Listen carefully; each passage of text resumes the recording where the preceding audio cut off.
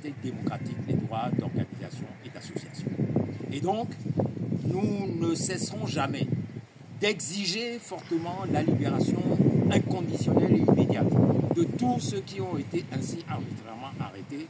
non seulement Amron et tous ceux qui ont arrêté lors des manifestations du 6 juin, mais tous ceux qui les ont précédés, notamment tous les militants comme Jean-Paul Oumolo, les militants du Tigre Révolution et bien d'autres avant lui qui n'ont fait pour certains que dire que le Togo est mal conduit, comme tout le monde se plaît à le reconnaître aujourd'hui dans le monde entier. Et c'est pour cela que de la tombe de notre père, Sylvanus Olympio, père de l'indépendance, père de la nation togolaise, nous appelons le peuple togolais à réaliser l'unité avec toutes les organisations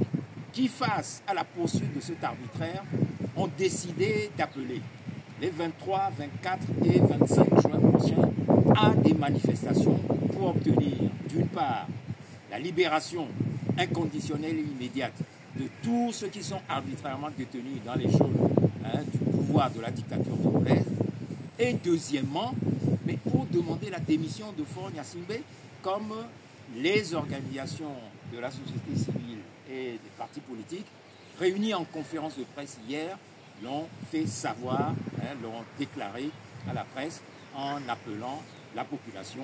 à se mettre en mouvement pour obtenir ces exigences. Et nous appelons également à ce que, à la suite de ce mouvement, les 26, 27 et 28 juin prochains, relayés par nos frères et sœurs de la diaspora, qui appellent à ce que ce mouvement soit poursuivi pendant ces 3 jours suivants, à ce que le peuple togolais continue cette lutte jusqu'à ce que nous obtenions la satisfaction de toutes nos revendications. Nous n'avons jamais cessé de le dire depuis le 13 janvier de cette année 2025 que la première condition pour que